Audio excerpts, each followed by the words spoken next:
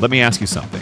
If you're a designer or digital artist, how many times have you generated an image with AI, then realized, I only want to change this one object, not the whole image? But the moment you edit it, everything breaks. Lighting changes, edges get messy, background consistency is gone. That's because most AI image models treat an image as one flat result. And this is exactly where Qwen Image Layered does something completely different. Qwen Image Layered is an open-source image editing model built around a true layer-based design philosophy. Instead of generating or editing an image as one block, it decomposes an existing image into multiple RGBA layers.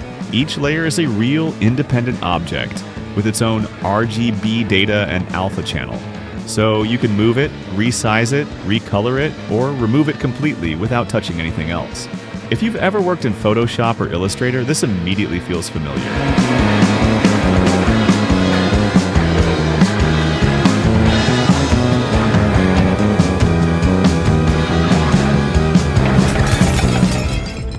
Here's the key difference.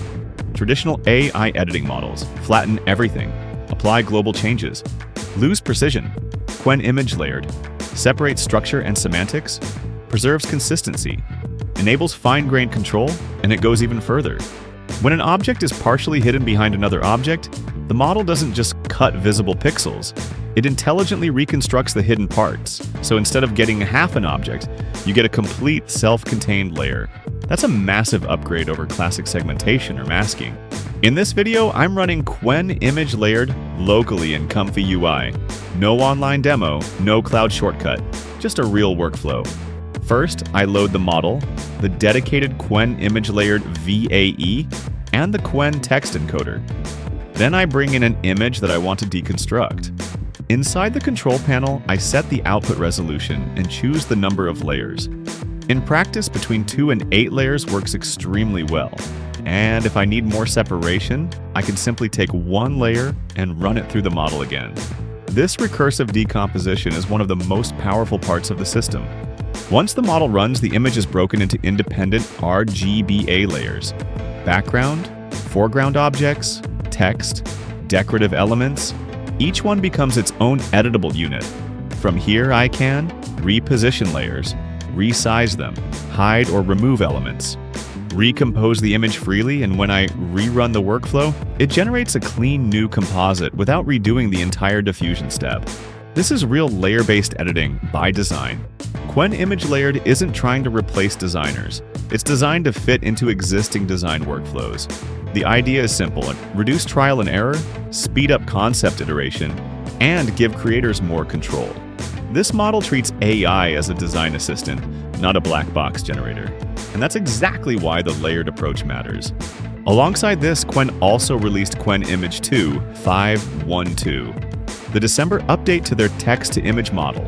Compared to the previous version, it brings 3 major improvements: more realistic human rendering, finer natural details, better text accuracy, and layout. In this workflow, Qwen Image 2.5.1.2 works perfectly as a complementary model for high-quality image generation, while Qwen Image Layered handles precision editing and decomposition. You can build custom ComfyUI workflows, experiment with LoRa's, or integrate them into your own pipelines. This openness makes the models especially attractive for designers who want control and flexibility. To be clear, this isn't a fully polished commercial product yet. Results won't always be perfect, but the idea itself is extremely important. Layer-based AI image editing is a meaningful step forward, especially for professional creative work. So if you've ever wished AI image models worked more like real design tools, Qwen Image Layered is definitely worth exploring. I've added all the official links below, including the blog, GitHub, and model downloads.